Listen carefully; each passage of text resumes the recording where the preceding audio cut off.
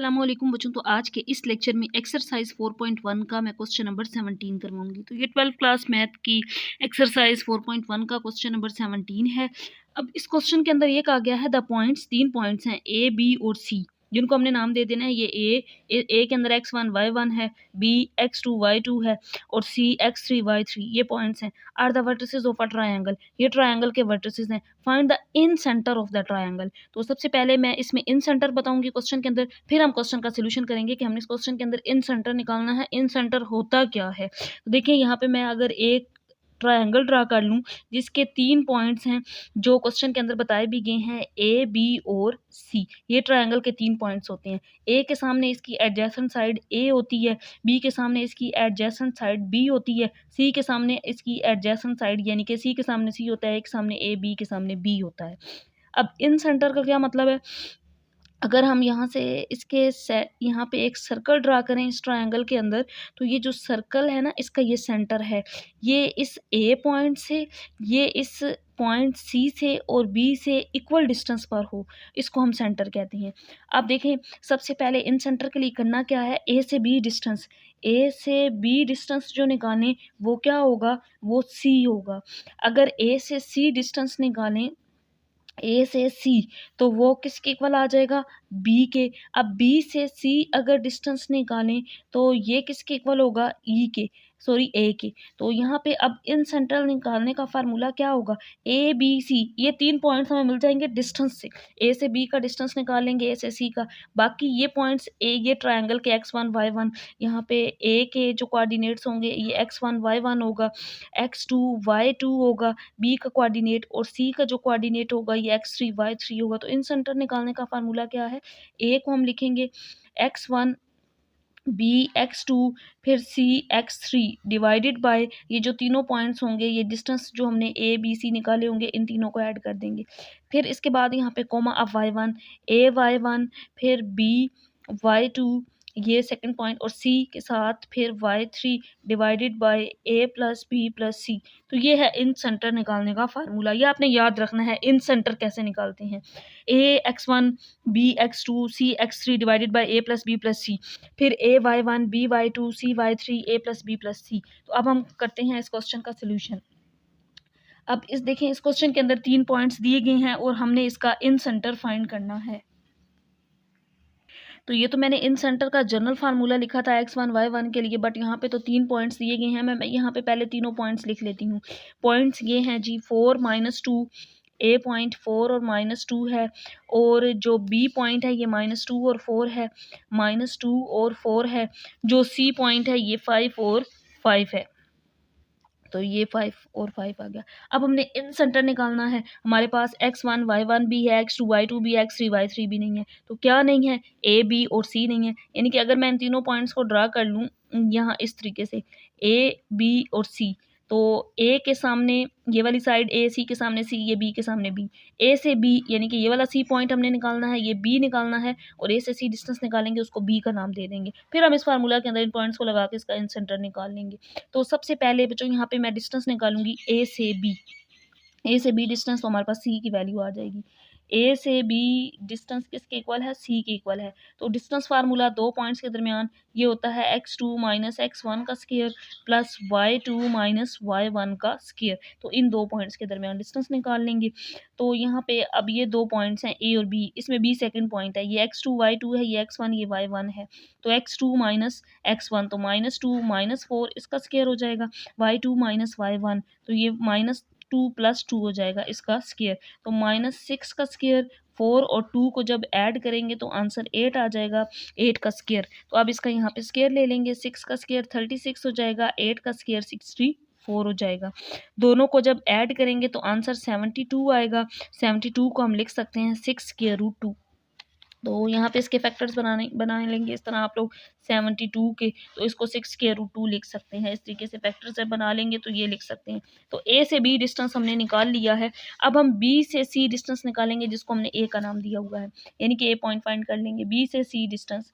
क्योंकि इन सेंटर का ये फार्मूला है, इसके लिए हमें ए बी सी ये चाहिए। x1 x2 x3 तो हमें पता है, x1 x2 x3 y1 y2 y3, ये पॉइंट्स हमें नहीं पता, ये फाइंड कर रहे हैं हम सबसे पहले। तो अब हम बी से सी डिस्टेंस निकालेंगे जो कि ए के इक्वल है। तो सेम वही फार्मूला, अब मैं फार्मूला नहीं लिख रही, डायरेक्ट वैल्यूज पुट कर रही हूँ। ये वाला फार्मूला x2 माइनस x1 का स्क्वायर y2 माइनस y1। तो बी से सी, अब ये सेकंड पॉइंट है, ये फर्स्ट पॉइंट है, तो x2 माइनस x1 तो 5 प्लस 2 हो जाएगा क्योंकि -2 था, तो 5 प्लस 2 हो जाएगा, दरमियान में प्लस y2 माइनस y1 तो 5 माइनस 4 इसका स्क्वायर आ जाएगा। बी और सी का डिस्टेंस निकाल रहे हैं, तो 5 और 2 7, 7 का स्क्वायर 5 माइनस 4 1 आएगा, तो 1 का स्क्वायर ले लेंगे। 7 स्क्वायर 49, 1 का स्क्वायर लेंगे तो 1 नहीं आएगा। जब इसको ऐड करेंगे तो यहाँ पे 50 और 50 को लिख सकते हैं 5 स्क्वायर रूट 2। जैसे 72 को 6 स्क्वायर रूट 2 लिखा था, 50 को इसी तरीके से फैक्टर्स बनाने के बाद 5 स्क्वायर रूट 2 लिख सकते हैं।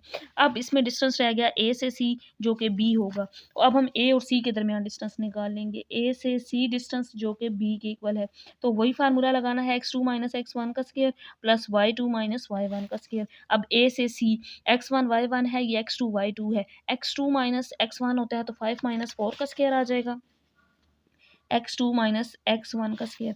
y2 ए और सी के दरमियान डिस्टेंस है, तो y2 माइनस y1, तो ये 5 माइनस 2 था, ये प्लस 2 हो जाएगा, 5 प्लस 2 का स्क्वायर आ जाएगा। 5 माइनस 4 1, 5 और 2 7, 7 का स्क्वायर, तो ये सेम ए वाला जो ए पॉइंट आया था सेम वही आ जाएगा। 1 और 7 का स्क्वायर 49, तो ऐड करेंगे 50, 50 का स्क्वायर रूट है तो इसको 5 स्क्वायर रूट 2 लिख सकते हैं। तो बच्चों अब मैंने यहाँ पे तीनों पॉइंट्स फाइंड कर लिए हैं, अब मैं इन सेंटर वाला फार्मूला लगा के वैल्यूज निकाल लूंगी। तो बच्चों इन सेंटर का फार्मूला, बल्कि यहाँ पे मैं पहले लिखने लगी हूँ, जो हमने सी पॉइंट फाइंड किया ये 6 स्क्वायर रूट 2 था। फिर हमने ए से बी से सी डिस्टेंस निकाला, यानी कि ए फाइंड किया जो कि 5 स्क्वायर रूट 2 था। फिर इसके बाद मैं उसी तरतीब से लिख रही हूँ जैसे मैंने यहाँ पे क्वेश्चन के अंदर फाइंड किए हैं। बी फाइंड किया था, ये भी 5 स्क्वायर रूट 2 था, तो यहाँ पे हमने फाइंड किए। ये सी 6 स्क्वायर रूट 2 आया, बी से सी डिस्टेंस निकाला तो ए पॉइंट 5 स्क्वायर रूट 2 आया, ए से सी डिस्टेंस निकाला तो ये भी 5 स्क्वायर रूट 2 आया, यानी कि ए से बी फिर बी से सी फिर ए से सी डिस्टेंस निकाला तो ये 3 पॉइंट्स आ गए हमारे पास।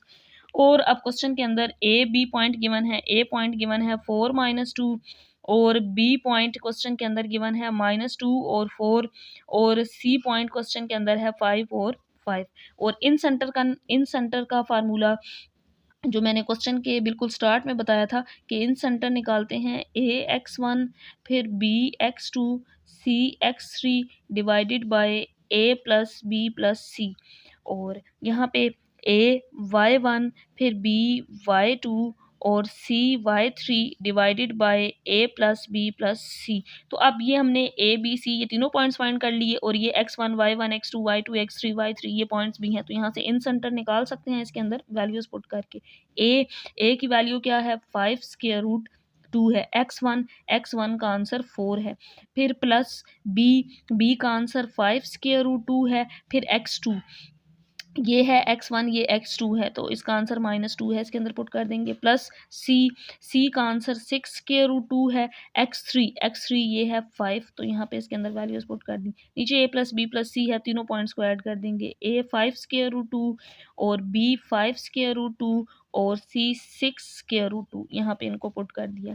अब यहाँ पे a y1 y2 फिर b y2 c y3 इन पॉइंट्स को पुट कर देंगे। तो सबसे पहले ए पॉइंट यहाँ पे हमने निकाला हुआ है, ए डिस्टेंस निकाला था, ये 5 स्क्वायर रूट 2 आया था, y1 ये y1 है -2 यहाँ पे पुट कर दिया, प्लस बी 5 स्क्वायर रूट 2 है और इसके अंदर y2 ये y2 है, बी के अंदर 4, फिर प्लस सी पॉइंट ये है 6 स्क्वायर रूट 2 और y3 ये है 5, क्योंकि ये x1 y1 था, x2 y2 x3 ये y3 था, तो यहाँ पे divided by a plus b plus c, a 5 square root 2 B भी 5 स्क्वायर रूट 2 और जो c है ये 6 स्क्वायर रूट 2। यहाँ पे अब मैंने सारी वैल्यूज पुट कर दी। अब इसको सिंप्लीफाई करेंगे ताकि हम इसका सेंटर निकाल सकें। 5 4 जार 20, तो ये बच्चों आ जाएगा 20 स्क्वायर रूट 2, 5 2 जार 10 माइनस 10 स्क्वायर रूट 2 और 6 5 जार 30 स्क्वायर रूट 2, और यहाँ पे ये सारी square root 2 square root 2 square root 2 add कर देंगे, 5 और 5 10 10 और 6 16 स्क्वायर रूट 2 आ जाएगा। अब यहाँ पे सिंप्लीफाई करेंगे, 5 2 जार 10 तो माइनस 10 स्क्वायर रूट 2, 5 4 जार 20 स्क्वायर रूट 2 और 5 6 जार 30 स्क्वायर रूट 2। अब आपको समझ आ गई होगी कि डिस्टेंस जब 72 आया था स्क्वायर रूट 72, तो उसको स्क्वायर रूट 2 क्यों लिखा था, ताकि सब में वो सेम बना सकें। सब में स्क्वायर रूट 2 हमने यहाँ पे ये बनाया था स्क्वायर रूट 2 की फॉर्म में, ताकि यहाँ पे इसको सोल्व करना आसान हो जाए। 5 और 5 10 10 और 6 16 स्क्वायर रूट 2 ये आ गया। अब यहाँ पे ये भी स्क्वायर रूट 2, ये भी स्क्वायर रूट 2, ये भी स्क्वायर रूट 2 है, इसको मज़ीद सिंप्लीफाई कर सकते हैं। 20 में से 10 जाएंगे, 10 में 30 ऐड किए तो यहाँ पे बाकी 40 square root 2 divided by 16 square root 2 रह जाएगा। और पहले यहाँ पे 30 और 20 50 माइनस 10 तो ये आ जाएगा 40 square root 2 divided by 16 square root 2। इसका जवाब भी वही आ गया सेम, स्क्वायर रूट 2 से cancel, square root 2 square root 2 से कैंसिल आउट। तो बाकी यहाँ पे अब रह जाएगा 40/16 और यहाँ पे भी 40/16। तो 4 के टेबल में हम कटिंग कर सकते हैं। 4 1s are 4 0, 4 4s are 16, 4 1s are 4 यानी कि 4 10s are 40 और 4 4s are 16। अब मज़ीद इसकी 2 के टेबल में कटिंग कर सकते हैं हम। तो 2 2s are 2 5s are 10 हो जाएगा, 2 2s are 4 2 5s are 10 और 2 2s are 4। तो ये आ गया है इस सर्कल का सेंटर। तो हम लास्ट पे लिख देंगे 10 coordinates of in centre is 10 coordinates of, जो हमने फाइंड करने थे, 10 coordinates of in centre is, तो इन सेंटर के जो कोऑर्डिनेट्स हैं ये 5/2 और 5/2 आए हैं, ये इसका आंसर होगा।